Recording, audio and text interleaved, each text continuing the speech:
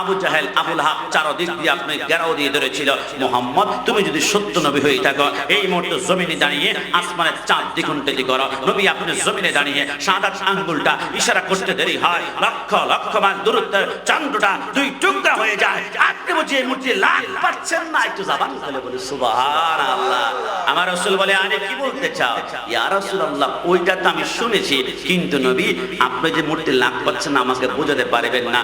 আমি আমার নিজ চোখে দেখেছিলাম রসুল, আমি বসা ছিলাম, হঠাৎ করে আপনি আমার পাঁজরের মধ্যে মাথা রেখে ঘুমিয়ে পড়ছিলেন। আপনি যখন ঘুমিয়ে পড়ছিলেন হঠাৎ করে দেখলাম আসরের সূর্য ডুবে যায়, আসরের সূর্য ডুবে যায়, আসরের সূর্য ডুবে যায়। আমি হঠাৎ করে কাঁদলাম, এক ফোঁটা চোখের পানি আপনার চেহারা উপরে পড়লো। আপনি বললেন আলী কাঁদছো কেন? আমি বললাম ইয়া রাসূলুল্লাহ আসরের নামাজ পড়ার জন্য যদি আমি আসর করতে হয় আপনাকে জাগ্রত করতে হবে। আপনার আরামের ঘুম যদি আমি হারাম করে ফেলি তাহলে জিন্দেগির আমল তো বরবাদ হয়ে যাবে। আমি কি আপনাকে খুশি করব নাকি আল্লাহকে, নাকি আল্লাহকে নাকি আপনাকে? নবী দুটার মধ্যে পড়ে গিয়ে আমি চোখের পানিগুলা ছেড়ে দিলাম। আমার নবী বলে আলী আমার মহব্বতের মধ্যে পড়ে তুমি ডাইরেক্ট নামাজটা ছেড়ে দিলা, তাহলে বলো আসর নামাজ পড়তে চাও কিনা? ইয়া রাসূলুল্লাহ চাই, কিন্তু কিভাবে সম্ভব? সূর্য ডুবে গিয়েছে। আমার নবী বলেন লা অথবা না, হ্যাঁ অথবা না, নো অথবা ইয়েস, একটা বলো। এই আলী নামাজ পড়তে চাও কিনা? ইয়া রাসূলুল্লাহ আমি বলেছিলাম নামাজ পড়তে চাই। নবী আপনি আমার সামনে বসা শাহাদাত আঙ্গুলটা বের করে সূর্যের দিকে আপনি একটা ইশারা করেছিলেন। ওই মুহূর্তে সূর্যটা ছিল 9 কোটি 30 লাখ মাইল দূরত্বে। নবী আপনি শাহাদাত আঙ্গুলের ইশারাতে 9 কোটি 30 লাখ মাইল দূরত্বের সূর্য আসর ওয়াক্ত চলে আসলো। আপনি বুঝি এই মুহূর্তে লাভ পাচ্ছেন না? জোরে বলি সুবহানাল্লাহ। আমার নবী বলে আলী আমার হাকিকত আর প্রকাশ করো না, ইদারে মে আ যাই, এদিকে একটু আসো। তুমি আমার কাঁধে উঠো। হযরত আলী বলে রাসূলুল্লাহর গায়ে জীবনে একটা মশামাছি পর্যন্ত কোনোদিন বসে নাই। আমি শরীর মোবারক উঠবো আমি ভয় পাচ্ছিলাম, কিন্তু রাসূলুল্লাহর নির্দেশ মানা আমার জন্য ফরজ ছিল।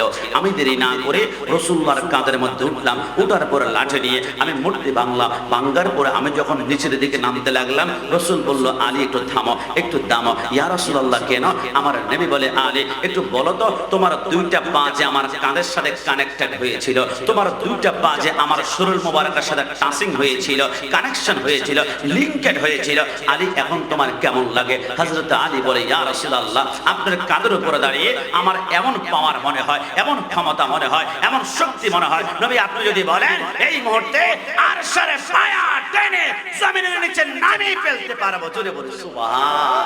আমাকে একটু বলুন তো যেই রাসূলের কাঁধে উঠলে আরশের পায়া টান দেওয়া যায়, ওই নবী কি কখনো আমার মতো হতে পারে?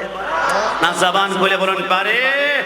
নবীকে যারা আমার মতো বলে আমি বলে করজোরে প্রার্থনা করে ভাই বলবা না তোমার আমার রক্ত পান করলে জাহান্নামে যেতে হবে, কারণ মানুষের রক্ত পান করা হারাম। কিন্তু রাসূলুল্লাহর রক্ত হুদুস জমিনে মালিক বিন সিনান পান করেছিল, রাসূল বলেছে জান্নাতি। তোমার আমার প্রস্রাব মোবারক পান করলে আমরা জাহান্নামে, কিন্তু রাসূলুল্লাহর প্রস্রাব মোবারক পান করেছিল উম্মে আয়মান। আমার নবী বলে কি রে উম্মে আয়মান তোমার কি একটু ভয় লাগে না? তোমার পেটে আমার প্রস্রাব ঢুকেছে, জাহান্নামে চলে যাবে। উম্মে আয়মান বলে নবী আপনার প্রস্রাব মোবারক পান করার কারণে যদি জাহান্নামে যেতে হয় আমি বিন্দু মাত্র ভয় পাই না, আমি জাহান্নামে জ্বলতে রাজি আছি। আমার নবী বলে এত মোহাব্বত এত ভালোবাসা যা ডিক্লেয়ার করলাম তোমার পেটে আমি রাসূলুল্লাহর প্রস্রাব ঢুকেছে, তুমি জান্নাতি জান্নাতি জান্নাতি। জুড়ে বলে সুবহানাল্লাহ। রাসূলকে আমার মতো বলা যাবে না। অনেকে বলে রাসূলের আব্বা আম্মা জাহান্নামী, বলে গাদ্দার বেয়াদবি করবি না। ইউনূস আলাইহিস সালাম যে মাছের পেটের মধ্যে ছিল, আমার আল্লাহ বলে মাছ তুমি যেহেতু আমার ইউসুফকে 40 দিন পর্যন্ত তোমার পেটের মধ্যে রেখেছ, দুঃখ দাও নাই, ব্যথা দাও নাই, যা তা কুল্লু মান আলাইহা ফান ওয়া ইয়াবকা ওয়াজহু রাব্বিকা যুল জালালি ওয়াল ইকরাম। तमाम দুনিয়া যখন ধ্বংস হয়ে যাবে একমাত্র ইউনূস পয়গম্বরকে সেভ করেছ, তোমার পেটের মধ্যে রেখেছ, এইজন্য মাছ তোমাকে জান্নাতে আমি নেব, জান্নাতে আমি নেব। আমার প্রশ্ন ইউনূস পয়গম্বর যদি যে মাছের পেটে থাকার কারণে মাছটা জান্নাতি হয়ে যায়, আর যেই পেটে রাহমাতুল লিল আলামিন ছিল, যেই পেটে সরকারে মদিনা ছিল, ওই মা আমিনার পেট কখনো জাহান্নামী হতে পারে না। রাসূলের আব্বা আম্মা জান্নাতি জান্নাতি, ডান হাত তুলে বলো ঠিক কি না? খবরদার, সব সহ্য করা যায়, সরকারে মদিনার শানের বিরুদ্ধে কথা বলো না। তিনি হচ্ছেন সেই মাওলা আলী যার সম্পর্কে রাসূল এত মহব্বতের বাণী শুনিয়েছেন। ওই আহলে বাইতের অন্যতম একজন সদস্য মাওলা আলী। ওই হযরত আলীকে আমরা ভালোবাসতে চাই কি চাই না? আর একটু জবান খুলে বলুন চাই কি না? এবার আমি খুব সংক্ষেপভাবে বলছিলাম, 2 নম্বর হচ্ছে মা ফাতেমা। আপনি অবাক হবেন, হযরতে মা ফাতেমা এমন একজন নারী যিনার বাবা জান্নাতি, যিনার মা জান্নাতি, যিনার স্বামী জান্নাতি, যিনার সন্তান জান্নাতি, তার দুলাভাই ভাই পর্যন্ত জান্নাতি। বলে কেমন ভাবে? মা ফাতেমার বাবার নাম হচ্ছে রাহমাতুল লিল আলামিন। রাসূল শুধু জান্নাতি নয়, রাসূল হচ্ছে জান্নাতের মালিক। অনেকে আপনাদের বেদাগের ভাইরা বলবে না হুজুর ভুল করছেন, জান্নাতের মালিক তো আল্লাহ। আরে না, জান্নাতের খালেক হচ্ছে আল্লাহ, জান্নাতের সৃষ্টিকর্তা আল্লাহ, কিন্তু মালিক বানিয়েছে সরকারে মদিনাকে। এই জন্য শায়ের কি বলেছেন জানেন? হামনে মানা কি, এইটুকু বন্ধ করো, একটু দিও না, সব বন্ধ।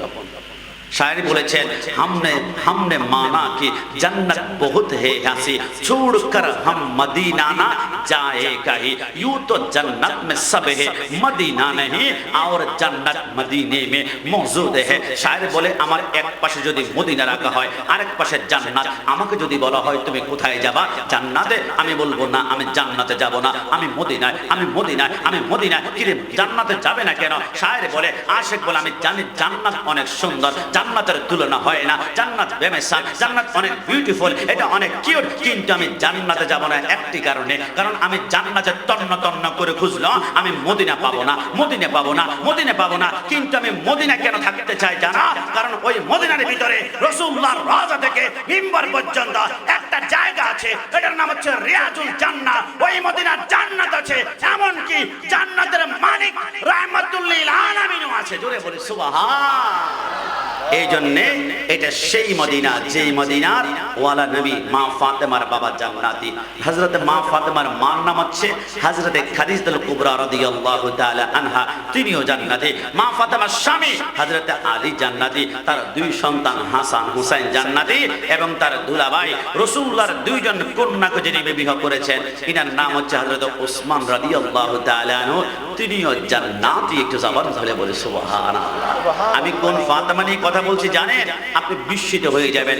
আজরাইল যখন মা ফাতেমার ঘরের দরজার মধ্যে আসলো, বিশ্ববিখ্যাত কিতাব গুজাতুল মাজালিসের মধ্যে আসে, হঠাৎ করে মা ফাতেমা জিজ্ঞেস করলো মানা আনতা, আপনি কে? বলে আনা মালাকুল মাউত, আমি হচ্ছে আজরাইল। মা ফাতেমা দুইটা হাত আল্লাহর দরবারে বাড়িয়ে দিলে বলল ফালাম্মা নাযালা মালাকুল মাউতি লাম ইয়ারদি বিকবদিহা ফাকাবাদাল্লাহ। ওগো আল্লাহ, আজরাইল আমার ঘরের দরজার সামনে। আজরাইল নয় কোনো পুরুষ, নয় কোনো মহিলা, সে খায় না, সে ঘুমায় না, সে পান করে না, তারপর আমার থেকে পর পর মনে হচ্ছে আল্লাহ আসমানে সূর্য পর্যন্ত কোনোদিন আমাকে দেখে নাই, না কেন পুরুষ কোন আমাকে দেখে নাই। আল্লাহ আজরাইলের মাধ্যমে রূহটা কবজ না করে রাসূলুল্লাহর সম্মানের খাতিরে তুমি আমার রূহটা কবজ করো না, কবজ করো না। আমার আল্লাহ বলে, এই কথা শোনার সাথে সাথে আমি আল্লাহর রহমতের সাগরে সাইক্লোন শুরু হয়ে গেল, সিজার শুরু হয়ে গেল। আমি আল্লাহ বরদাস্ত করতে না পেরে আজরাইলকে আসমানে উঠিয়ে নিয়ে সৃষ্টি জগতে একমাত্র ফাতেমার রূহটা আমি স্বয়ং আল্লাহর কুদরতে হাতে কবজ করেছি। চিৎকার মেরে বলি সুবহানাল্লাহ। সেই মা ফাতেমাকে নিয়ে আমরা কথা বলছি, ওই মা ফাতেমার মোহাব্বত আমরা সকলে চাই কি চাই না? না দুই হাত তুলে আরেকবার সমর্থন দেন, চাই কি না? 3 নম্বর হচ্ছে হযরতে হাসান রাদিয়াল্লাহু তাআলা আনহু। আমি গত এই মুহররমের প্রথম তারিখে আমি চিন্তা করলাম ইমাম হুসাইনকে হযরতে কারবালার জমিনে শহীদ করা হলো, ইমাম হাসানকে কেন করা হলো না? হাসানকে করা দরকার ছিল, হাসানকে কেন করা হলো না? আমার আল্লাহ বড় রহস্য আছে বলে। কেন? সাহাবায়ে কেরাম বলে আল্লাহর কসম, আমরা যখন হযরতে হাসানের দিকে তাকাতাম আমরা দেখতাম হযরতে হাসানের বুক থেকে মাথার তালু পর্যন্ত দেখতে রাসূলুল্লাহর মতো, দেখতে রাসূলুল্লাহর মতো, আর হযরতে হুসাইনের বুক থেকে পায়ের তালু পর্যন্ত রাসূলুল্লাহর মতো। তাহলে হাসানের বুক থেকে মাথার তালু মানে হাসানের চোখ রাসূলুল্লাহর মতো, তার ঠোঁট রাসূলুল্লাহর মতো, তার গলা রাসূলুল্লাহর মতো, গলার রগ হচ্ছে রাসূলুল্লাহর মতো। এবার আমার আল্লাহ বলে হাসানকে যদি কারবালার জমিনে চিৎ করে শোয়ায়ে হাসানের গলার রগগুলো কাটা হয়, হাসানের গলা কার গলার মতো? রাসূলুল্লাহর গলার মতো। মনে হয় যেন আমার রাসূলের গলায় ছুরি ধরেছে। আমি আল্লাহ এটা বরদাস্ত করতে পারবো না, সহ্য করতে পারবো না। এই জন্য হাসানকে বাঁচিয়ে আমি হুসাইনকে কুরবানি করলাম, আর হুসাইনের প্রতিটা রক্তের বিনিময়ে ৭০,০০০ হাজার করে গুনাহগার উম্মতকে আমি আল্লাহ জান্নাত পর্যন্ত পৌঁছিয়ে দেব। জোরে বলে সুবহানাল্লাহ। আর 4 নম্বর হচ্ছে হযরতে হুসাইন। সবাই একটু জবান খুলে বলি ইয়া হুসাইন, আর একটু জবান খুলে ইয়া হুসাইন, আর একটা আওয়াজ দিয়ে বলি ইয়া হুসাইন। যুবক আমার পর্দানিশীন মা বোন, অন্তরের কান দেবেন, আলোচনা শোনার পরিবেশ আমি আপনাদেরকে একটা সূত্র শোনাবো, দুনিয়ার কোনো বানোয়াটি সূত্র নয়। আজকে থেকে মনে রাখবেন, আটলান্টিক মহাসাগরে বলেন, প্রশান্ত মহাসাগরে বলেন, বঙ্গোপসাগরে বলেন, ভারত মহাসাগরে বলেন, কর্ণফুলী নদী বলেন, পদ্মা, মেঘনা, যমুনা বলেন, তামাম দুনিয়ার পানিগুলা যদি জাহান্নামের মধ্যে ছেড়ে দেওয়া হয়, আল্লাহর কসম করে বলি জাহান্নামের আগুনের বিন্দু মাত্র তাপ কমবে না, কমবে না, কমবে না। কিন্তু আল্লাহ তার রাসূল আহলে বাইতের মুহাব্বত নিয়ে এক ফোঁটা চোখের পানি যদি চোখ থেকে বের হয়ে যায়, খোদার ইজ্জতের কসম জাহান্নামকে ঠান্ডা করে আমার আল্লাহ জান্নাতের বাগান বানিয়ে দিবে। জোরে বলে সুবহানাল্লাহ। যুবক আমার, পর্দানিশীন মা বোনরা, আমি কোন হুসাইনের কথা বলছিলাম? আল্লাহর নবী বলেন, আমি হুজরা মুবারকের মধ্যে বসে রইলাম, হঠাৎ করে ইমাম হুসাইন কান্না করে, ইয়া রাসূলুল্লাহ, আশেপাশের নাতিরা কত সুন্দর করে দুলদুল ঘোড়ার মধ্যে চড়ে, নবী আমার তো একটু মন চায় আমি একটু ঘোড়ার মধ্যে চড়বো। আমার নবী কোনো কথা বলে না, পাঞ্জাবিতে একটু আঙ্গি দিয়ে বলল, হুসাইন এই দিকে আসো, আমার পেটের দিকে তাকাও তো। হযরত হুসাইন বলে রাসূলুল্লাহর পেটের দিকে তাকিয়ে আমি কান্না করে দিলাম, ইয়া রাসূলুল্লাহ, এইখানে তিনটা পাথর দেখা যায় কেন? আমার নবী বলে, হুসাইন, 3 দিন পর্যন্ত আমি কিছু খেতে পারি নাই, আমি ক্ষুধার জ্বালা সহ্য করতে না পেরে পেটের মধ্যে পাথর বেঁধেছিলাম, আমি তোমাকে কোত্থেকে গোনা দিব? হযরত হুসাইন যখন কান্না করতে শুরু করলো, আমার নবী বলে, হুসাইন কান্না করো না, তুমি কান্না করলে মনে হয় আমার কলিজার মধ্যে কে তলোয়ার দিয়ে আঘাত করেছে, রক্ত প্রবাহিত হচ্ছে, হুসাইন কান্না করো না। আল্লাহর নবী সরকারে বলে, হুসাইন, তোমার গোড়ায় চড়তে মন চায়, দুনিয়ার কোন গল্প নয়। আমার নবী তাপাস করে তার 2টা হাতের তালু জমিনের মধ্যে ফেলে দিলেন, আর 2টা হাঁটু জমিনের মধ্যে ফেলিয়ে এবার রাসূল মুস্কি মুস্কি হেসে বলে, হুসাইন এই দিকে তাকাও তো, এই ঘোড়াটা তোমার পছন্দ হয় কিনা? হযরত হুসাইন বলে, এত সুন্দর ঘোড়া আমার জিন্দেগিতে আমি দেখি নাই। আমার নবী বলে, হুসাইন তাহলে এই দিকে আসো, আমার কাঁধের মধ্যে ওঠো। হযরত হুসাইন কাঁধের মধ্যে উঠলো। আমার নবী যখন স্টপ থামিয়ে রইলেন, হুসাইন কান্না করতে শুরু করলো। আমার নবী বলে, কিরে হুসাইন, আবার কান্না করো কেন? ইয়া রাসূলুল্লাহ, এটা কেমন ঘোড়া হলো? দুনিয়ার ঘোড়া কত সুন্দর ঠক ঠক করে হাঁটে, কিন্তু আমার ঘোড়া কোনো হাঁটে না।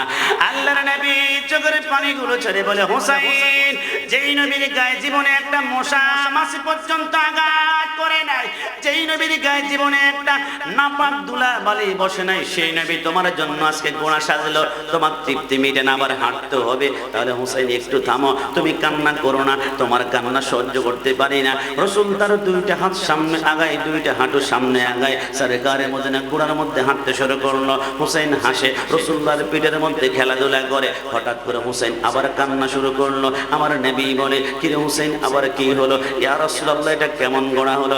দুনিয়ার ঘোড়াগুলা দেখেছি যিনি পিঠের মধ্যে বসে, ইনি ডানে বামে যাতে করে পড়ে না যায়, হাতের মধ্যে লাগাম থাকে, রশি থাকে। ইয়া রাসূলুল্লাহ, আমার কোনো লাগাম নাই কেন? আমার নবী কেঁদে কেঁদে বলে, আমি লাগাম কোত্থেকে আনবো? নবী আমার তার চুলগুলা বাবরি চুল লম্বা লম্বা ছিল কাঁধ পর্যন্ত। আমার নবী তার 2 বাবরি চুলগুলাকে 2টা ভাগ করে ডান হাতের মধ্যে 1 ভাগ দিল, আর বাম হাতের মধ্যে 1 ভাগ দিয়ে বলে, হুসাইন, তুমি বাবরি চুল পেয়েছি কিনা? হুসাইন বলে, নবী পেয়েছে। আমার আল্লাহ বলে, জিবরাইল যাও যাও, নোট করে পেল আমার হুসাইনের ডান হাতের মধ্যে রাসূলুল্লাহর যতটা চুল মুবারক আছে, আর বাম হাতের মধ্যে যতটা চুল মুবারক আছে, প্রতিটা চুলের বিনিময়ে একটা একটা হুসাইনিকে আমি আল্লাহ চোখের পলকে ফুলসরাত পার করে দিব। জোরে বলে সুবহানাল্লাহ। হুসাইন যখন আনন্দ করতে লাগলো, এবার হঠাৎ করে কিছুক্ষণ পরে আবার হুসাইন কান্না করতে লাগলো। আমার নবী বলে, কিরে হুসাইন, কান্না করো কেন? ইয়া রাসূলুল্লাহ, এটা কেমন গোনা হলো? দুনিয়ার গোনা বাখা নাক্কা বিভিন্ন আওয়াজ করে, আমার গোনা কোনো আওয়াজ কেন করে না? এই কথা শোনার সাথে সাথে আমার নবী জবান দিয়ে একটা আওয়াজ বের করলো।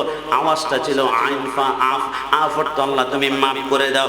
আল্লাহ তুমি মাফ করে দেওয়ার সাথে সাথে আমার আল্লাহর আরশের উপরে রহমতের সাগরের তুফান শুরু হয়ে গেল। আমার আল্লাহ বলে, জিবরাইল যাও। হ্যাঁ জিবরাইল যাও, আমার বন্ধুর জবানের মধ্যে চেপে ধরে, বন্ধু একবার বলেছে, আরেকবার বললে আমি আল্লাহ কিয়ামত সৃষ্টি করে ফেলবো। আমার বন্ধু জবানের মধ্যে চেপে ধরো। আল্লাহ কেন? আমার আল্লাহ বলে, আমার বন্ধু হুসাইনকে কাঁধের মধ্যে করে নিয়ে একবার ক্ষমা করে দাও।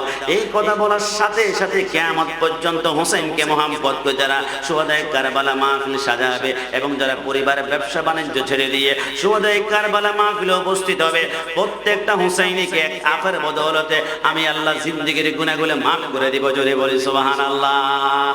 সবাইকে মদিনায় নিলা, সবাইকে মদিনায় নিলা, আমায় নিলা না। মদিনা মোর আসলে ঠিকানা। মদিনা যেতে মন চায় না? একটু জবান খুলে বলুন চায় না? ডান হাত তুলে বলুন না চায় না, প্রাণ খুলে। সবাইকে মদিনায় নিলা, সবাইকে মদিনায় নিলা, আমায় নিলা না। মদিনা মোর আসলে ঠিকানা, বলো না মদিনা মোর আসলে ঠিকানা। যেথায় আল্লাহ সেথায় নবী, নবী যে নূরের রবি। যেথায় আল্লাহ সেথায় নবী, নবী যে নূরের রবি। দেখিবি যদি নূরের ছবি, দেখিবি যদি নূরের ছবি, যা তুই মদিনা। মদিনা মোর আসলে ঠিকানা। শেষবারের মতন, মদিনা মোর ঠিকানা। সবাইকে মদিনায় নিলা, সবাই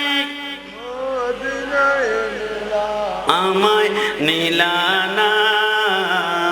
মদিন আসলে ঠিকানা, বলো না মদিনা মোর আসলে ঠিকানা।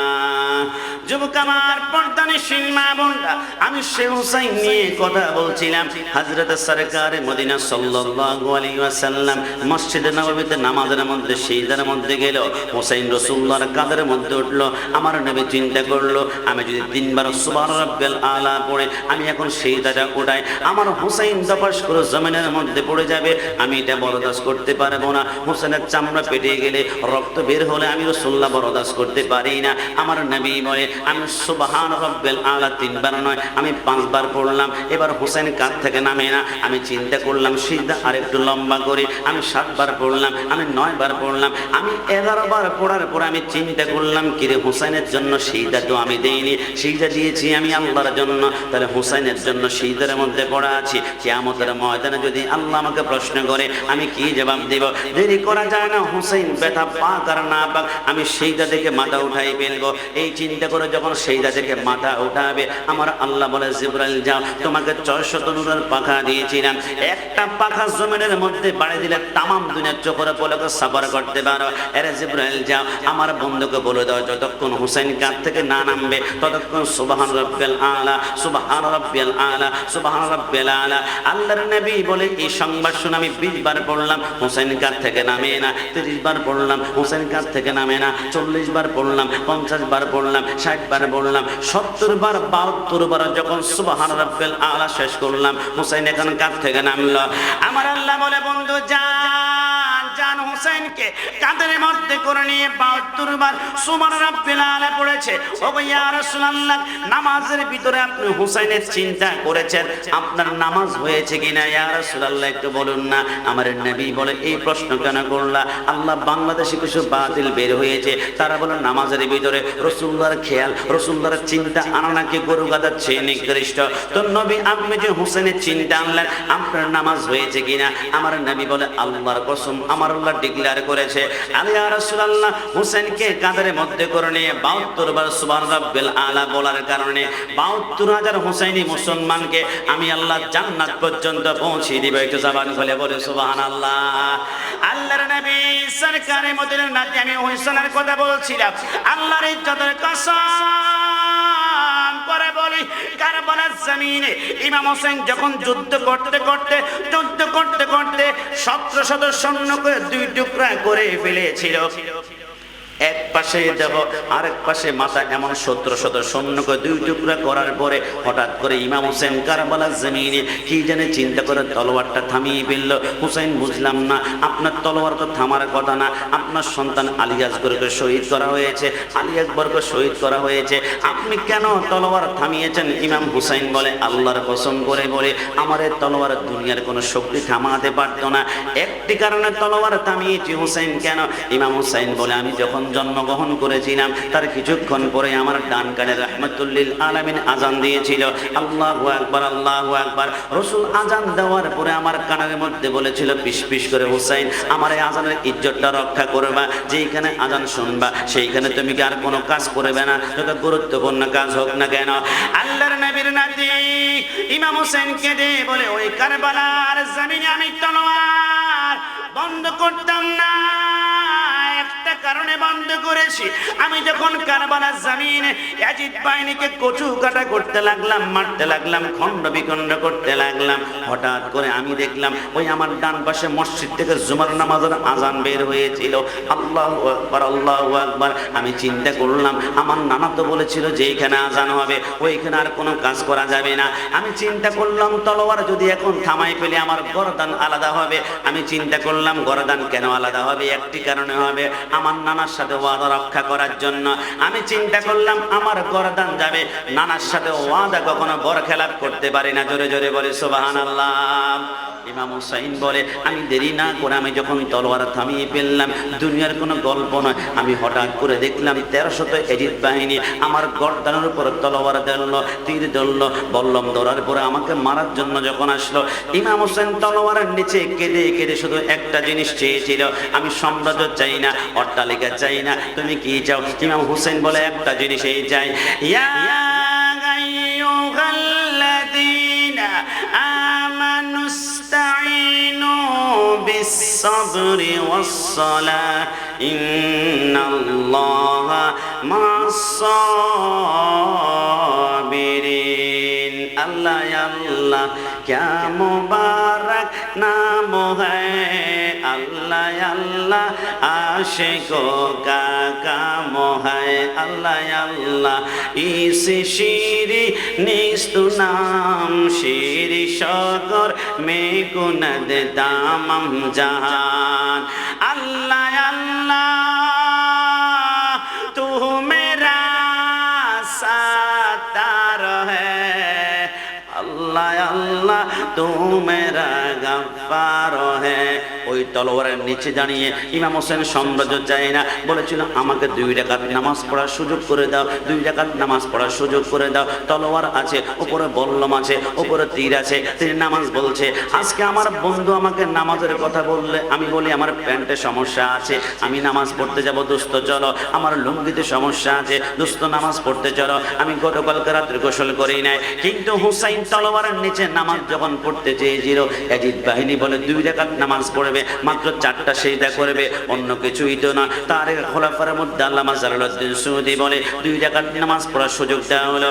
ইমাম হুসাইন 1 রাকাত নামাজের 2টা সিজদা কমপ্লিট করে 2 নম্বর রাকাতের এবার একটা সিজদা দিয়ে আরেকটা সিজদার দিকে যখন যাচ্ছিল, ইয়াজিদ বাহিনী কানে কানে বলতে শুরু করলো, হুসাইন যেভাবে আমাদের সৈন্যবাহিনীকে কচুকাটা করতে লাগলো, মূলার মতো, গাজরের মতো, শশার মতো, হুসাইন যদি শেষবারের মতন আরেকটা সিজদা দিয়ে সিংহের মতো পলট মেরে উঠে যায়, আমাদের 1722,000 সৈন্যকার একটাও রাখবে না।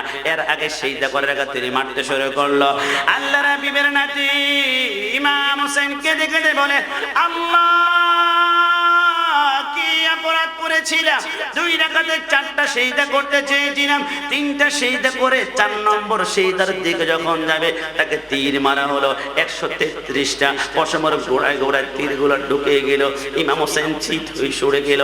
অনেক কষ্টে 2টা হাত একসাথে করে বলবো, আল্লাহ আমি 4টা সিজদা করতে চেয়েছিলাম, 3টা সিজদা করেছি, আল্লাহ বাকি একটা সিজদা করতে পারি নাই, ওই বাকি একটা সিজদা করার জন্য একটু শক্তি দাও না। আমার আল্লাহ বলে লা ইকবালু, কবুল করা হলো না। আল্লাহ দিন না, আমার আল্লাহ বলে না। আল্লাহ দিন না, আমার আল্লাহ বলে না। হুসাইন বলে, আল্লাহ কেন দিবেন না? আমার আল্লাহ বলে বাকি একটা সিজদা আজকে কারবালার ময়দানে নয়, বাকি একটা সিজদা দিবা, ইদাস সামাউ ফাতারাত ওয়া ইদাল কাওয়াকিবু তাসারাত, বাকি একটা সিজদা দিবা কিয়ামতের ময়দানে আমি আল্লাহর কুদরতি কদমের মধ্যে। আরে হুসাইন যা ডিক্লেয়ার করে দিলাম বাকি একটা শহীদের বিনিময়ে আমি আল্লাহ ডিক্লেয়ার করলাম কিয়ামত পর্যন্ত হুসাইন তোমাকে যারা মোহাব্বত করবে প্রত্যেকটা হুসাইনকে বাকি একটা শহীদের বিনিময়ে মান করে আমি জান্নাতের সুগ্রাণ নাকের ডগায় লাগিয়ে দিব। জোরে বলি সুবহানাল্লাহ, চিৎকার মেরে বলি সুবহানাল্লাহ। আল্লাহর নবী কেঁদে কেঁদে বলে সেই হুসাইনকে কারবালার জমিনে যখন শহীদ করা হয়েছিল আমি কান্না করেছিলাম, কারণ হুসাইন হচ্ছে আমার কলিজার টুকরা। একটু জবান খুলে বলি সুবহান, আর একটু জবান খুলে সুবহানাল্লাহ। সুন্নাতে নয় শুধু নমনীয় আলাপন, আর সুন্নাত হলো উহুদের গর্জন। টান হাত তুলে বলো ঠিক কিনা। সুন্নাত নয় শুধু নির্জনে দেনে যাওয়া, আর সুন্নাত হলো পাথরের আঘাত খাওয়া। মুহাব্বতে তার সুদিনের সাথী তুমি, দুর্দিনে ও তার পাশে থাকো কি। আরো কিছু সুন্নাত আছে তুমি জানো কি, জানলেও জীবনে কখনো দামানো কি। একটু জবান খুলে বলে সুবহানাল্লাহ। হুসাইনকে যখন চিৎ করে শোয়ানো হলো, ইমাম হুসাইনের বুকের মধ্যে শিমর এসে বসলো। শিমরকে দেখে হুসাইন মুস্কি মুস্কি হাসে। শিমর বলে কি রে, তুমি কি আমাকে ভয় পাও না? আমাকে দেখলে ছোট্ট বাচ্চা পর্যন্ত আগুন্তিত হয়ে যায়, তুমি আমাকে দেখে মুস্কি হাসছে কেন?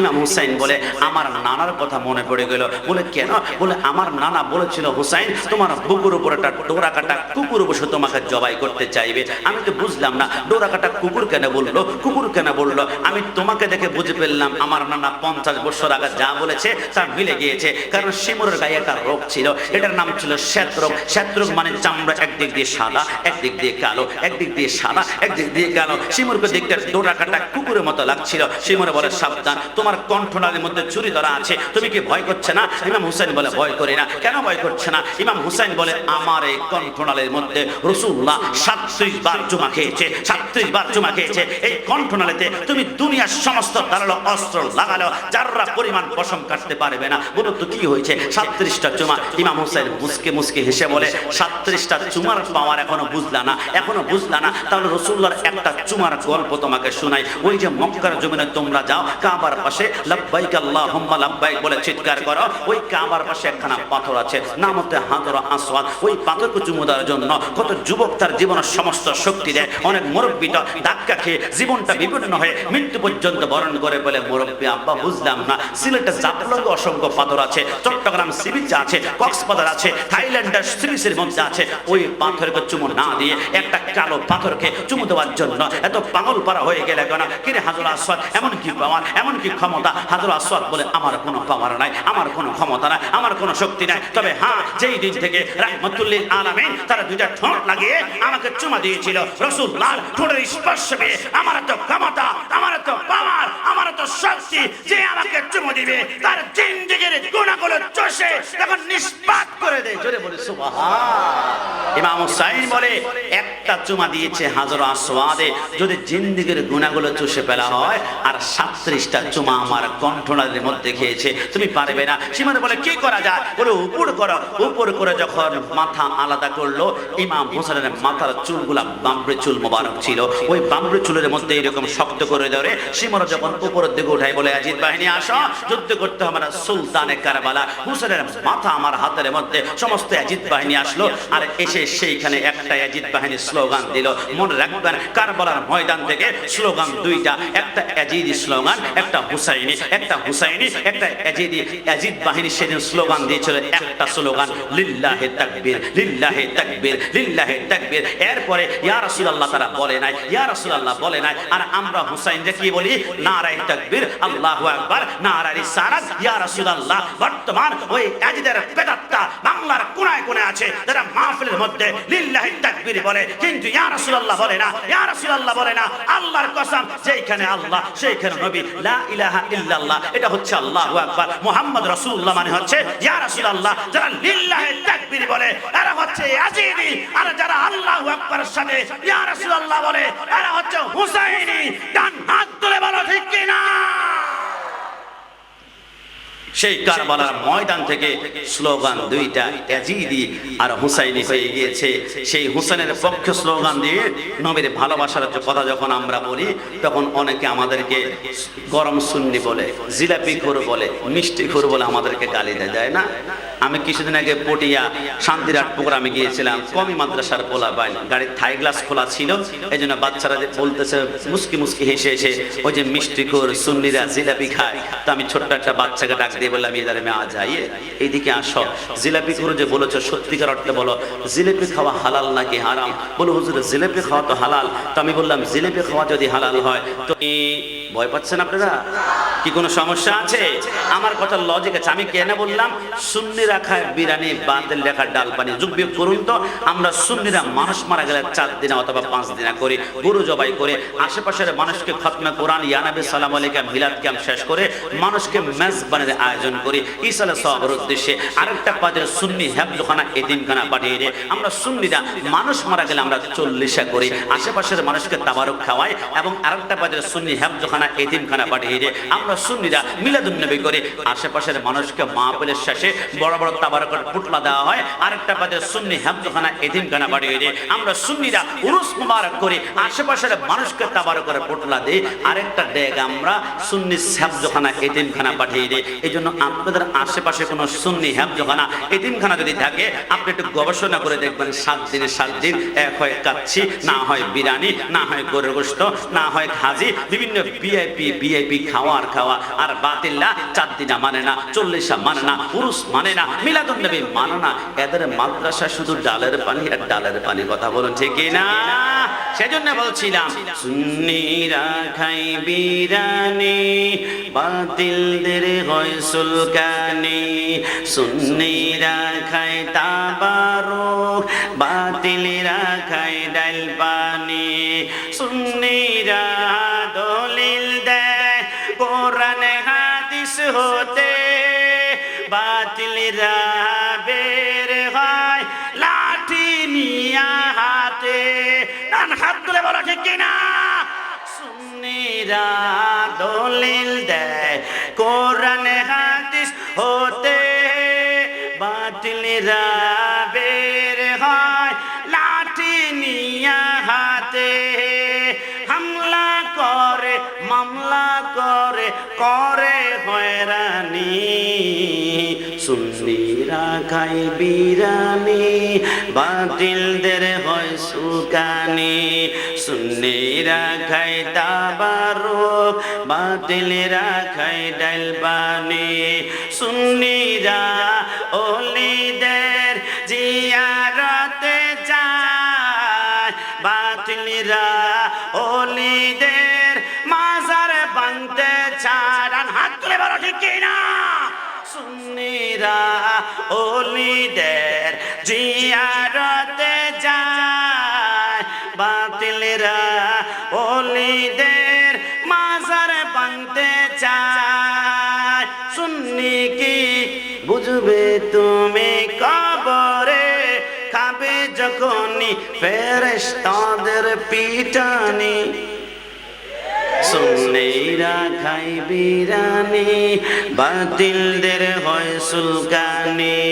সুন্নিরা খাই তাবারুক, বাতিলেরা খাই ডাল পানি। সকালবেলা চার দোকানে, টং দোকানে অনেক মুরব্বী 4 কাপ এরকম হাতের মধ্যে নিয়ে বলবে, গোলাম রব্বানী কাশিমের ছেলেটা ঘন্টাখানেক তো ভালোই আলোচনা করেছে, লাস্টে আবার ওহাবি সুন্নি, এটা বলার কি দরকার ছিল? আল্লাহর কসম, যারা ওহাবি শব্দ শুনলে মাথার সেন্টিমেন্ট গরম হয়ে যায়, বুঝতে হবে এদের ইমানের ভিতরে ক্যান্সার হয়েছে। কথা বলুন ঠিক কিনা?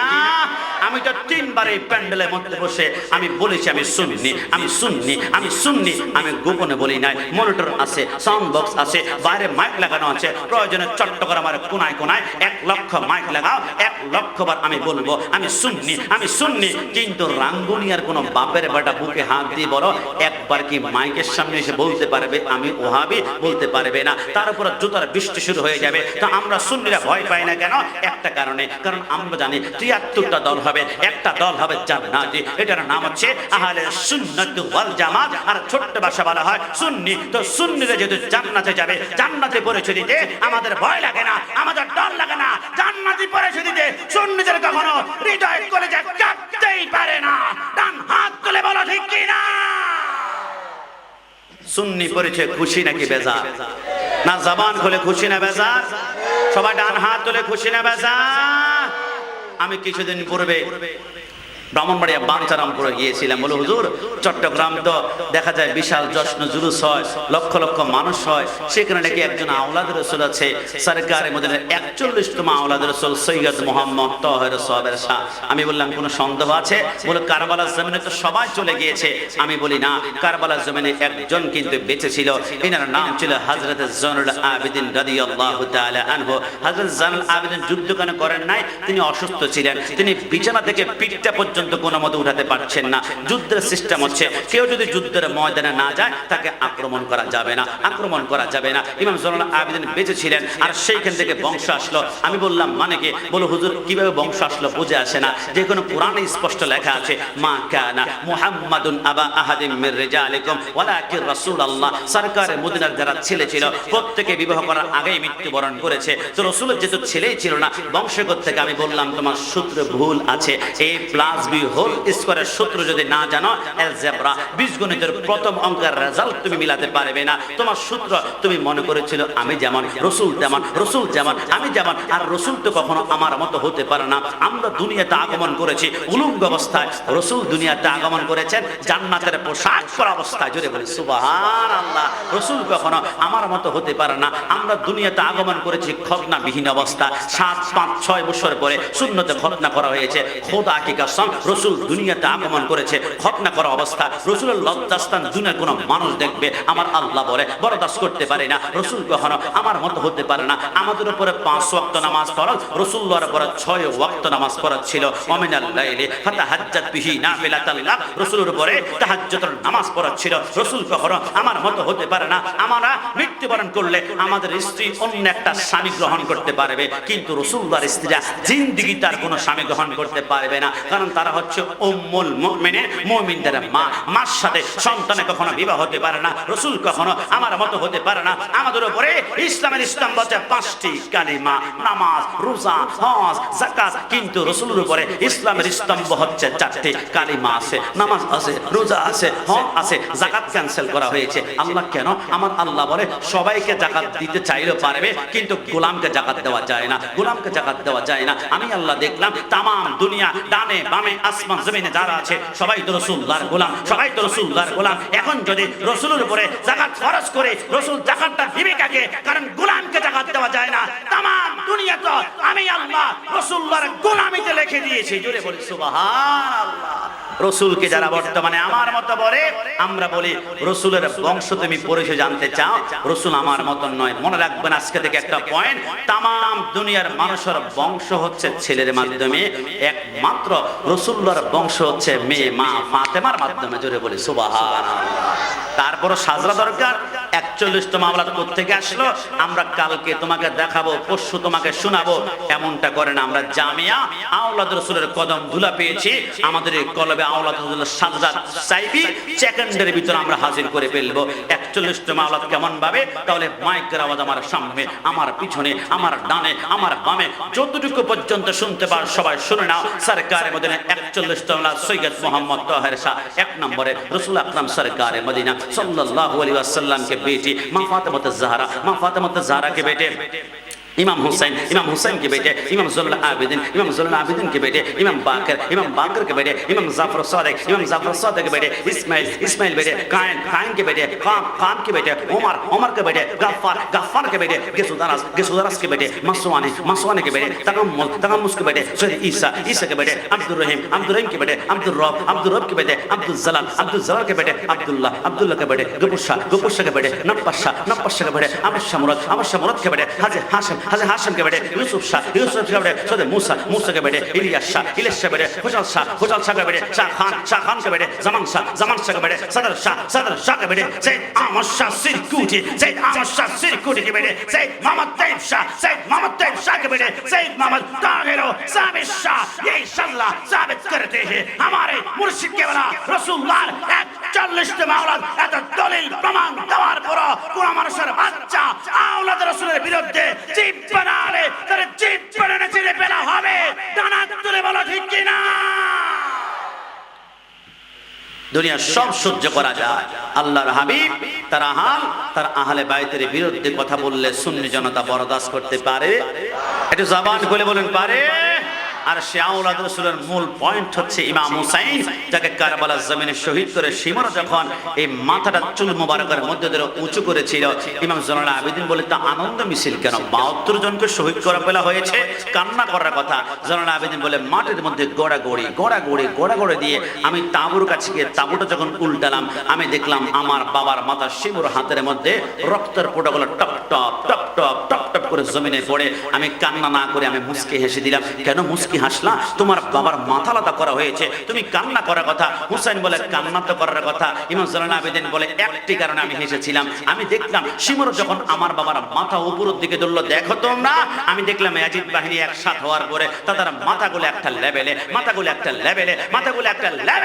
আমার বাবা শহীদ হওয়ার পরও তার মাথা সবচেয়ে উপরে দেখা যাচ্ছে আমি বুঝে ফেললাম ইসলাম জিন্দা হতা হ্যায় হর কারবালা के बाद আমার বাবা শহীদ হওয়ার পর মাথা যদি উপরে দেখা যায় জয়লাভ করেছে হুসাইন ডান হাত তুলে বলো ঠিক কি না সেই হুসাইনের লাশকে এবার তারা চিন্তা করলো মাথা তো আলাদা করেছি আমরা ইয়াজিদের কাছে নেব তবে শরীরটা কোন জায়গায় লুকানো যায় কারণ হুসাইনের শরীরের দিকে তাকালে হুসাইনের জজবা চলে আসবে স্পিড চলে আসবে কোথায় লুকানো যায় ইবনে জিয়াদ বলে একটা কাজ করো 70 হাত গর্ত করো গর্তের ভিতরে ঢুকায় উপরে মাটি ফেলবো গোটা কারবালার ময়দান ফোরাতের তীর থেকে পানি এনে আমরা একদম লেভেল করে ফেলবো যা সিদ্ধান্ত তাই হলো 70 হাত গর্ত করে ইমাম হোসেনের শরীর মোবারক সেখানে ঢুকানো হলো এবার মাটি ফেলা হলো এবার ফোরাত থেকে পানি এনে এবার লেপন করে গোটা কারবালা 2 কিলোমিটার জায়গা লেভেল করে দিয়েছে যাতে করে হোসেনের শরীর পাওয়া না যায় যখন কারবালার 10 তারিখ তারা কারবালার জমিন থেকে চলে গেল 11 তারিখ পাশে একটা গ্রাম ছিল নাম ছিল আমারিয়া ওইখান থেকে একজন হোসেনের প্রেমিক এসে কান্না করতে লাগলো হোসেনের লাশ কোথায় বডি কোথায় চোখ কোথায় হাত কোথায় আমি পাই না কান্না করতে করতে চিন্তা করলাম আমি কোথায় খুঁজবো গোটা কারবালার ময়দান লেভেল করে ফেলেছে কোন জায়গায় মাটি যে উঠিয়েছে এমন কোনো চিহ্ন নাই গোটা কারবালার জমান সমেন হঠাৎ করে কান্না করতে করতে ফজর নামাজটা যখন পড়লো একটা মুস্কি হাসি দিল কিরে হোসেনের লাশকে তুমি পেয়েছো বলে লাশ পাই না তবে লাশ বের করার জন্য একটা সূত্র আমি পেয়েছি বলে কেমনে বলে রাসূল বলেছে আল হাসান ওয়াল হুসাইন সাইয়্যিদা শাবাবি আহলিল জান্নাহ হাসান হুসাইন জান্নাতের যুবকদের সরদার তো জান্নাতের যুবক যেখানে থাকবে জান্নাতের মানুষ যেখানে থাকবে 70 হাত না 700 হাত নিচে থাকলো ওই মাটি থেকে মিশকামরের গান বের হবে এবার ওই আশিক বলে আমি কারবালার জমিনে দক্ষিণ প্রান্তে গেলাম আমি মাটির মধ্যে নাক লাগাই গ্রান পাওয়া যায় না দক্ষিণ প্রান্ত উত্তর প্রান্ত আমি গেলাম কোন মাটি থেকে জান্নাতের গ্রান পাই না 3 দিন পর্যন্ত মাটি শুকতে আমি তৃতীয় দিন আমি পশ্চিম কোণায় গিয়ে দেখলাম একটা মাটির মধ্যে নাক টান দিলে খোদার কসম মিশকামরের গান বের হচ্ছে আমি বুঝে ফেললাম যেহেতু হুসাইন এইখানে আছে নিশ্চিত জান্নাতের গান বের হচ্ছে আমি 70 হাত গর্ত করার পরে হুসাইনের লাশ যখন বের করলাম প্রত্যেকটা পশমার গোড়া থেকে একটা আওয়াজ বের হচ্ছিল ইয়া রাসূলুল্লাহ চিৎকার মেরে বলে সুবহানাল্লাহ কেন বের হয়েছে জানেন একটা কারণে ইয়া রাসূলুল্লাহ ধ্বনি বের হয়েছে আজকে থেকে মনে রাখবেন কোন বাতিল যখন আপনি দেখেন রাসূলের বিরুদ্ধে কথা বলে আপনার মন চাইবে কি জানেন তাকে তলোয়ার দিয়ে আঘাত করে মেরে ফেলে তাকে 147 দ্বারা গুলি করে হকি স্টেপ জায়গাটা বাড়ি দিয়ে মাথা ফেটে ফেলে যেমন আসাদ নূর আমাদের রাসূলের বিরুদ্ধে গাদ্দারি করেছিল তো আমরা তো মারতে পারবো না সুন্নিরা রক্তারক্তি করে না আক্রমণ আক্রমণ করে না, বাসে ট্রাকে আগুন জ্বালায় না, ব্যাংকে আগুন জ্বালায় না। আলা হযরত বলে তোমাদের কি মন চায় সত্যিকার অর্থে বলো যে কোনো বেঈমান কোনো গুস্তাখ রাসূল দেখলে মেরে ফেলতে? বলে মন তো চায়। আলা হযরত বলে মন চাইলে একটা কাজ করবা, 147 থেকে আরেকটা দাঁড়ালো অস্ত্র আছে, হকিস্টার থেকে আরো বোমা থেকে, অ্যাটম বোম থেকে, পেট্রোল বোমা থেকে আরো মারাত্মক একটি অস্ত্র তোমাদেরকে দিলাম। আলা হযরত এটা আবার কি অস্ত্র? আলা হযরত বলে তাহলে তোমরা শোনো, বাতিলকে গায়েল করার জন্য একটা মারাত্মক অস্ত্রের নাম হচ্ছে গায়জো মে জল জায়ে বেদিনों की দিন। গায়জো মে জল জায়ে বেদিনों की দিন, ইয়া রাসূলুল্লাহ কি কাসরাত কিজিয়ে। কোন বাতিলকে যদি মারতে যাও কিচ্ছু করার দরকার নাই, শুধু তার সামনে গিয়ে একটা স্লোগান দিবা, ইয়া রাসূলুল্লাহ, ইয়া রাসূলুল্লাহ, ইয়া রাসূলুল্লাহ। বাতিল সব সহ্য করতে পারে, ইয়া রাসূলুল্লাহ স্লোগান সে বরদাশত করতে পারে না। ইয়া রাসূলুল্লাহর স্লোগান দিলে বাতিল জ্বলে পড়ে ছারখার হয়ে যাবে, তোমাকে বারবার বলবে বিদআতি। কিন্তু আমরা সুন্নিরা বিদআতি নয়, আমরা সুন্নিরা হচ্ছে জান্নাতি। জান্নাতি ডান হাত তুলে বলো ঠিক কি না? আজকে আমাদেরকে তোমরা মাজার পূজারি পর্যন্ত গালি দাও, নাউজুবিল্লাহ। আমরা কি মাজার পূজা করি? জবান খুলে মাজার পূজা করি? যদি মাজার ওয়ালাকে খোদা মনে করে আমরা সিজদা করতাম তাহলে মাজার পূজারি বলতাম। কিন্তু আমরা মাজার ওয়ালাকে খোদা তো দূরের কথা, আমাদের প্রভু তো হচ্ছে মাত্র একজন। কয়জন? একটু জবান খুলে বলতে হবে, কয়জন? এটা সবাই শাহাদাত আঙ্গুল উঁচু করে বলুন তো, কয়জন? আমাদের প্রভু এক, এক নবীর উম্মত, জীবন বিধানে ওই শিবানী কোরআন। তবে কেন এক নাও হে মুসলমান, এক হও এক হও করিয়া আহ্বান। বাইতুল্লাহ এক, মদিনা শরীফ এক, উহুদ পাহাড় এক, বদরের মাঠ এক। একটা তো জীবন আর মরণ তো একটাই, একসাথে মিলে মিশে একটাই প্রাণ। তবে কেন এক নাও হে মুসলমান, এক হও এক হও করিয়া আহ্বান। আমাদের প্রভু এক। কজন কজন কজন কজন? একজন। আমরা মাজার পূজা করি না। আজকে থেকে মনে রাখবেন, মাজারপন্থী যারা আছে তারাই হচ্ছে জান্নাতি হকপন্থী। কারণ মাজার ছাড়া ইসলাম কখনো পেতাম না। বিশ্বাস করেন না? তাহলে আমার সাথে একটু যোগ বিয়োগ করবেন। হযরত মূসা আলাইহিস সালাম মাজার ইসলাম এনেছে, তার মাজার আছে। তার বিরুদ্ধে আচরণ করা ফেরাউনের মাজার কিন্তু খুঁজে পাবেন না। ইসলাম এনেছে ইব্রাহিম খলিলুল্লাহ, তার মাজার আছে। তার বিরুদ্ধে আচরণ করা নমরুদের মাজার আপনারা খুঁজে পাবেন না। ইসলাম এনেছে রাসূলুল্লাহ, তার রওজা আছে। কিন্তু রাসূলুল্লাহর বিরুদ্ধে আচরণ করা আবু জাহেলের মাজার তো দূরের কথা। যারা হজে গিয়েছেন, সাফা মারওয়া 7 বার ঘোরার পরে যেখানে গিয়ে শেষ হবে, যেখান থেকে বের হবেন, এটা হচ্ছে আবু জাহেলের বাড়ি। এইখানে কোনো মাজার নাই। 1000-এর উপরে শুধু প্রস্রাব পায়খানা হাম্মামখানা আছে।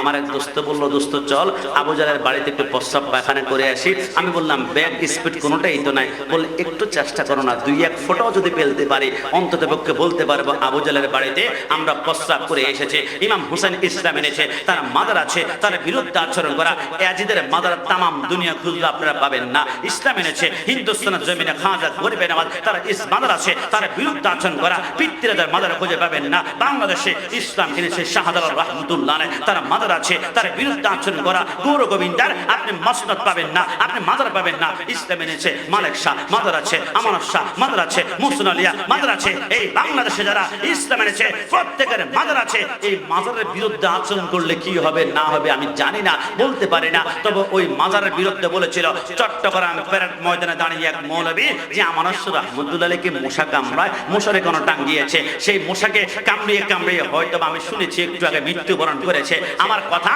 বাংলাদেশের এক মৌলবী শাপলা চত্বরে দাঁড়িয়ে বলেছিল, সাবধান, আমি যদি বাংলাদেশের প্রধানমন্ত্রী হতে পারি সমস্ত মাজার লাত্তি দিয়ে ভেঙে ফেলবো। 1 মাস পরে তারা ডান পা প্যারালাইজড হয়ে গিয়েছে। 2 মাস পরে বাম পা 1 বছর হুইলচেয়ারে বসবাস করে করে মৃত্যুর সাথে মৃত্যুবরণ করেছে। সাবধান করে দে, বাংলাদেশে ওলি আল্লাহর মাধ্যমে ইসলাম এনেছে। ওলি আল্লাহর মাজারের একটা কান করে হাত দিলে হাত মুসলিম ভেঙে ফেলা হবে। টানা তুলে বলো ঠিক কিনা?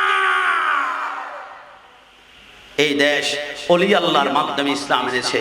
ওই ওলি আল্লাহর মোহাব্বতের বিরুদ্ধে যারা গাদ্দারি করবে, শুধু আমি নয়, মান আদালি ওয়ালিয়ান ফাকাদ আযানতুহু বিল হারব, তার বিরুদ্ধে আমার আল্লাহ যুদ্ধ ঘোষণা করেছে।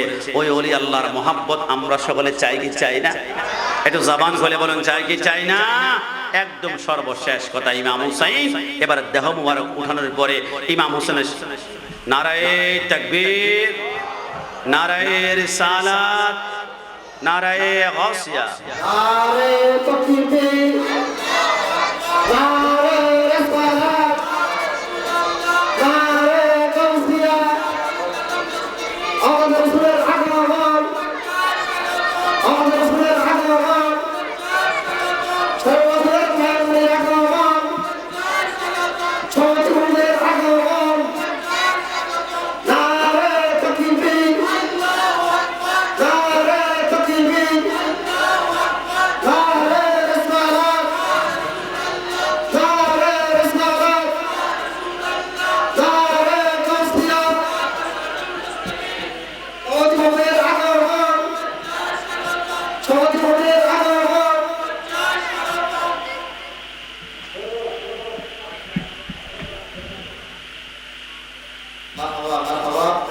আজকের আমাদের প্রোগ্রামে সম্মানিত সভাপতি আওলাদ রাসূল সাল্লাল্লাহু আলাইহি সাল্লাম আমির তরিকত শাহজালাল শেখ বাংলা রহমাতুল্লাহ আলাইহি হযরত রাসূলুল্লাহ সাল্লাল্লাহু আলাইহি সাইয়্যিদ মুহাম্মদ আমিনুল হক আল কারি কাদ্দাসুল আলী আপনাদের উপস্থিত হয়েছেন।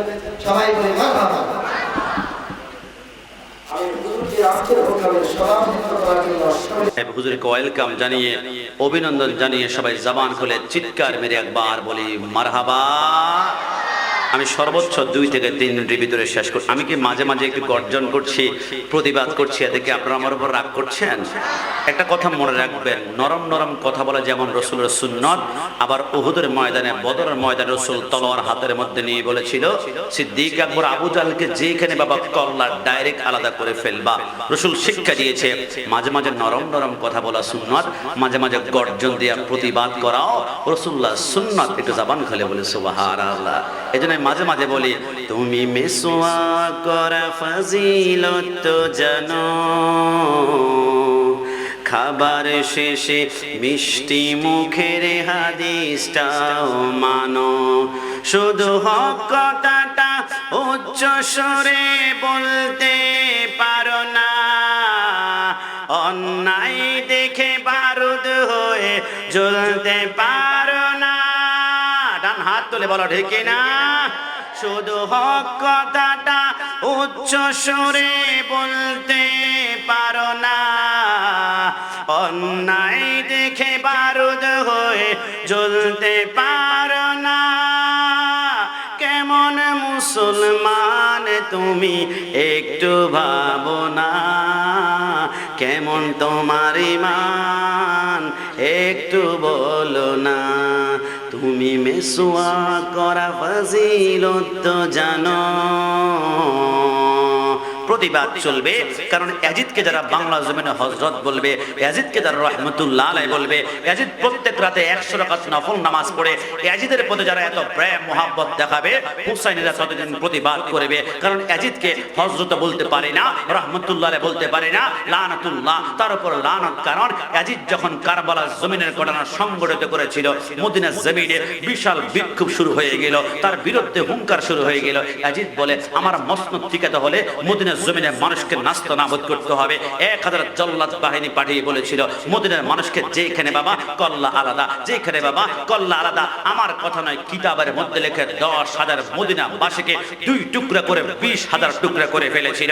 1000 2000 মা বোনদেরকে তারা 2 দিনের জন্য নিজের জন্য হালাল করে নিয়েছে, তাদের উপর জিনা করেছে, র‍্যাপ করেছে, অত্যাচার করেছে। আর তার থেকে বড় ভয়ঙ্কর হচ্ছে, মসজিদে নববীতে 3 দিন পর্যন্ত গরু গাধা গাবি আদা ছিল, তারা প্রস্রাব পায়খানা করেছে। এটা কোন মসজিদে নববী জানেন? যেখানে এক রাকাত নামাজ পড়লে 50,000 রাকাতের সওয়াব পাওয়া যায়। আর যেখানে এক রাকাত নামাজ পড়লে শুধু না, রাসূলুল্লাহ যেখানে শায়িত আছে, হঠাৎ করে সাইদ ইবনে মুসাইব একজন তাবী ছিল, তিনি বলেন আমি চিন্তা করলাম আমি 10,000-এর বিরুদ্ধে হুঙ্কার দিলে আমাকে মেরে ফেলবে, আমি একটা কাজ করি, আমি পাগলের মতো অভিনয় করি, তাহলে আমাকে পাগল বলে আমাকে ছেড়ে দিবে। তিনি পাগলের মতো অভিনয় করতে লাগলো। ইয়াজিদ বাহিনী বলে এটা ম্যাড, এটা পাগল, এটা মেন্টাল, এটাকে ছেড়ে দাও। হযরত সাইদ ইবনে মুসাইব বলে আমি পাগলের মতো দৌড়াদৌড়ি করতে লাগলাম রাসূলুল্লাহর মসজিদের ভিতরে, প্রস্রাব পায়খানা, জোহরের টাইম যখন হলো, আজান কি আজকে হবে না, আজান কি হবে না? পৃথিবীর জমিনে একমাত্র মসজিদ যেখানে এক রাকাত নামাজ পড়লে 50,000 রাকাতের সওয়াব পাওয়া যায়। দুনিয়ার যত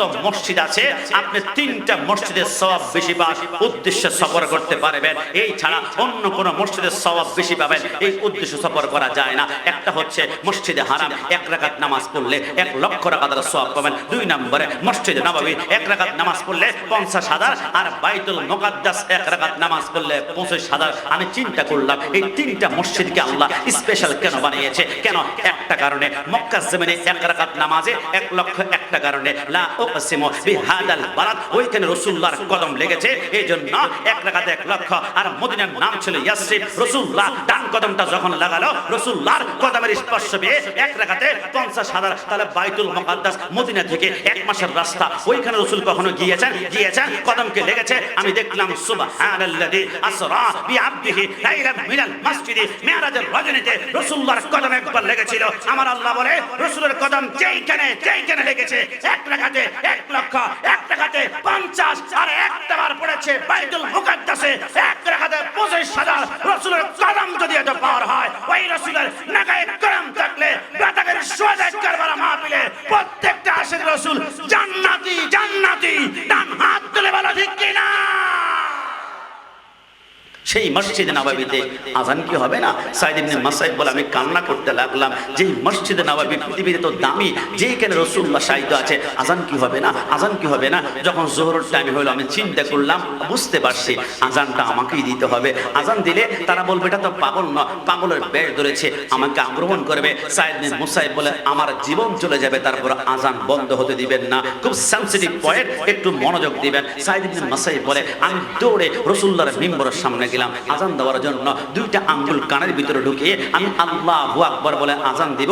এর আগে আজান শুরু হয়ে গিয়েছে। পৃথিবীর জমিনে এত মধুর আজান জিন্দেগিতে শুনি নাই। আমি মিম্বরের মধ্যে গেলাম, কাউকে দেখি না, ডানে যায়, বামে যায়, সামনে যায়, কি আজান বের হচ্ছে কোত্থেকে, আজান দেয় কোথায়? আমি দৌড়াদৌড়ি করতে লাগলাম, দৌড়াদৌড়ি। সাইদ ইবনে মুসাইব বলো ওয়াল্লাহ বিল্লাহ তাআলা 3 বার খোদার কসম করে বলে আমি দৌড়াতে আমি পাগলের মতো হঠাৎ করে রাসূলুল্লাহর রাজার পার দিয়ে যখন দৌড় দিচ্ছিলাম, আল্লাহর কসম আমি দেখলাম রাসূলুল্লাহর রাজার ভিতর থেকে আল্লাহু আকবারের ধ্বনি, আজান বের হচ্ছে। আমার বুঝতে বাকি রইল না, নবী আমার জিন্দা নবী। ডান হাত তুলে বলো ঠিক কি না? ওই নবীকে যারা মরে গিয়েছে বলে এদের সাথে আমাদের কোনো সম্পর্ক থাকতে পারে? এটা জবান খুলে বলুন পারে? এবার ইয়াজিদ বাহিনী যখন সেইখানে হামলা করলো, মদিনাতে তো কন্ট্রোল শেষ, এবার চলো মক্কাতে। তবে মক্কার হারামে আঘাত করা যাবে না, মান দাখালাহু কানা আমিনা, কারণ মক্কার 8 কিলোমিটার হারামের ভিতরে একটা পিঁপড়া পোকামাকড় পর্যন্ত মারা আল্লাহ হারাম করেছে। কি করা যায়? পাশে একটা পাহাড় ছিল, আবু কুবাস নামক পাহাড় থেকে পাথর মারা শুরু করলো। আপনারা দেখবেন পাথরে যখন ঘর্ষণ করবে, ন্যাশনাল জিওগ্রাফি বিভিন্ন চ্যানেলের ভিতরে যখন পাথরে ঘর্ষণ করে আগুন বের হয়, যখন আগুন পাথর মারতে আগুন বের হলো, ইব্রাহিম আলাইহিস সালাম তার সন্তান ইসমাইলকে জবাই করতে গিয়ে, কুরবানি করতে গিয়ে আল্লাহ জান্নাত থেকে দুম্বা পাঠিয়েছে। ওই দুম্বার শিং তখন কাবার সেই দেওয়ালের মধ্যে আটকানো ছিল, গিলাফ আটকানো ছিল। ওই পাথরে সংঘর্ষণ খেয়ে কাবার গিলাফে আগুন ধরে বেরলো, ওই শিংয়ের ভিতরে আগুন ধরলো। আমার আল্লাহ বলে ইন্নাল্লাযীনা ইউযুনাল্লাহা ওয়া রাসূলাহু লা'নাহুমুল্লাহু ফিদ দুনিয়া ওয়াল আখিরাহ, যারা আল্লাহ রাসূলের সাথে দুনিয়ার জমিনে দুশমনি গাদ্দারি করবে এরা লাঞ্ছিত। যেদিন কাবার গিলাফে আগুন ধরেছিল, কিতাবের মধ্যে লেখে সেম টাইমে দামেস্কের জমিনে ইয়াজিদের পেটের মধ্যে দাও করে আগুন ধরলো। পেটের ভিতরে শুধু জ্বালা পোড়া। একজন সৈন্য এসে বলল ঠান্ডা পানি খান, কোল্ড ড্রিঙ্কস খান, তাহলে আপনার জ্বালাতন কমে যাবে। বলে দাও না। যখন ঠান্ডা পানি সে ডক করে খেলো, সাথে সৈন্যের গলার মধ্যে টিপ দিয়ে ধরে বলল সত্যি করে বল, কেরোসিন দিয়েছিস নাকি পেট্রোল নাকি অকটেল? কারণ আমার পেটে এতক্ষণ যা জ্বালাতন ছিল, পানি খাওয়ার পরে এটা আরো বেড়ে গেল।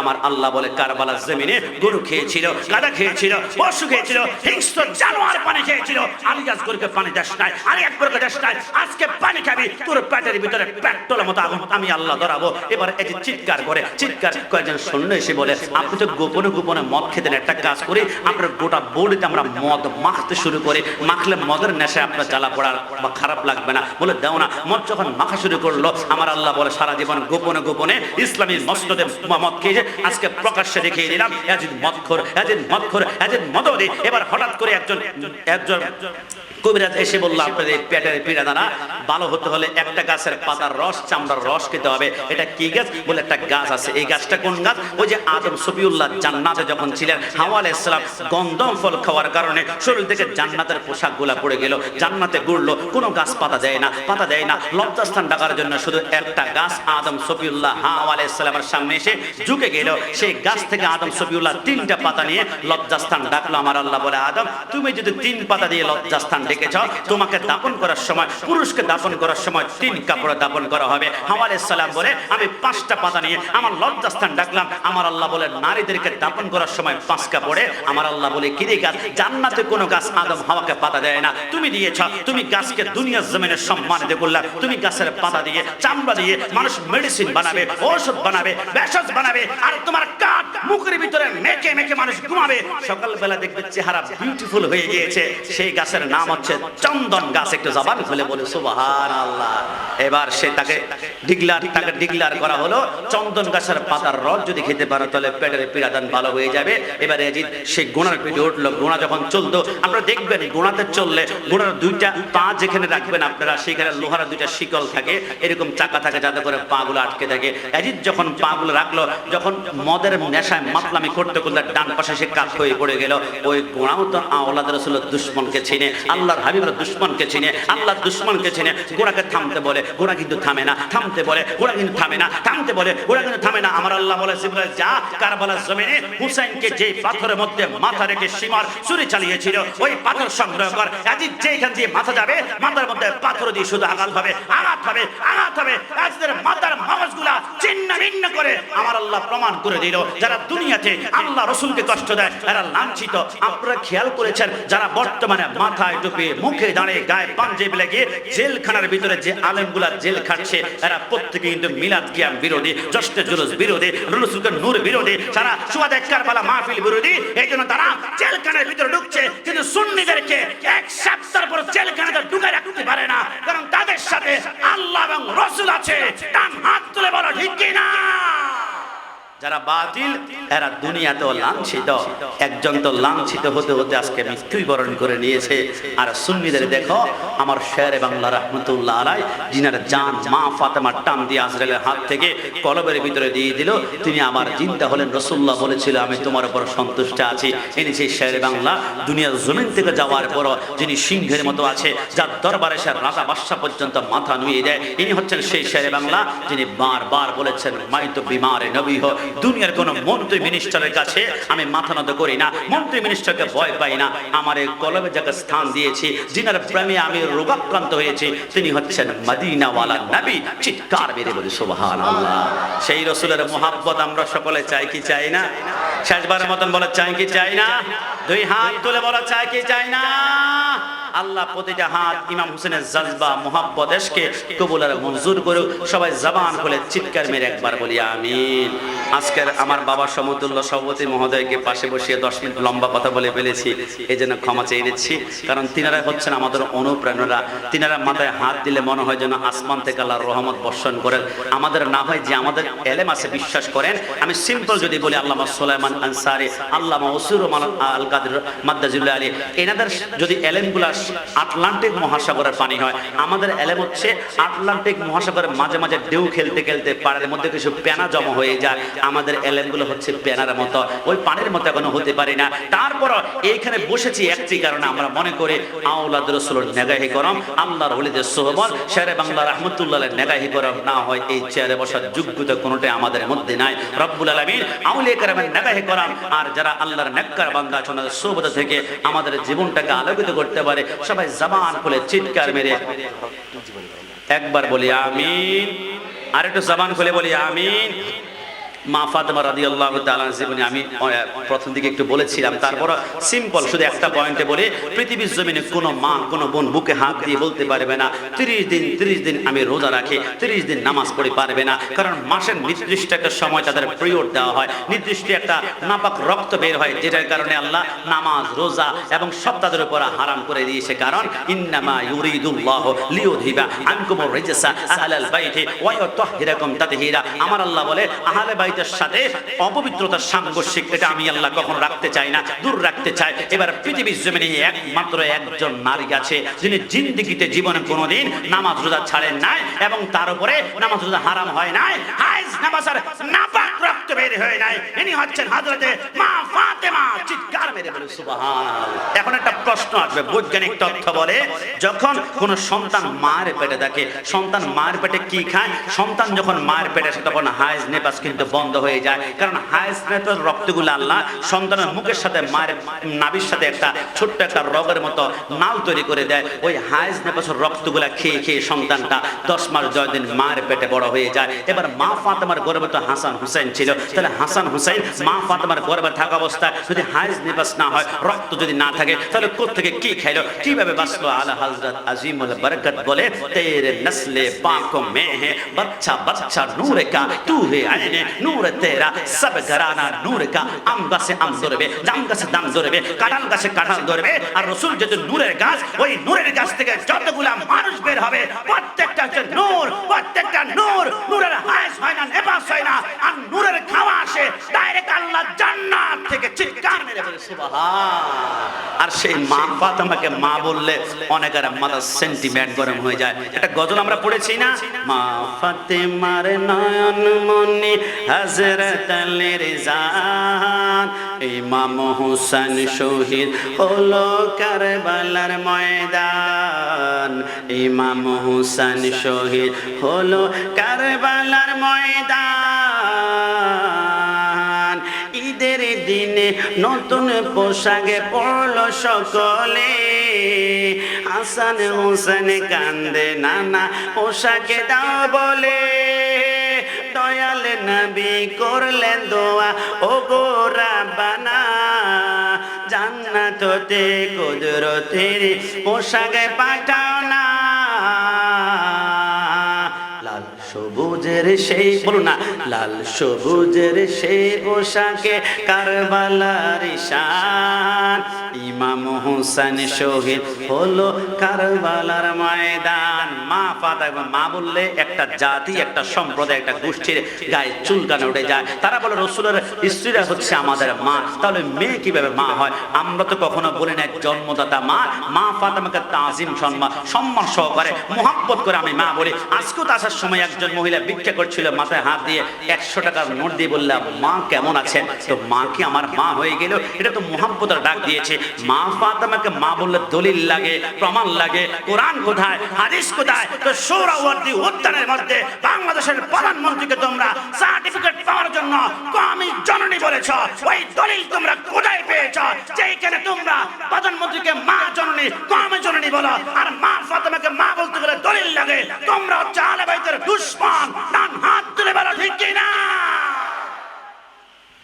মা ফাতেমাকে আমরা হৃদয়ের মোহাব্বতের জায়গা থেকে মা বলে, আমরা কখনো বলি না জন্মদাতা মা তিনা তাজিম মোহাব্বত। তো ঠিক আছে, মা ফাতেমাকে মা বললে খারাপ লাগে, এই জায়গাটা তুমি রাখো।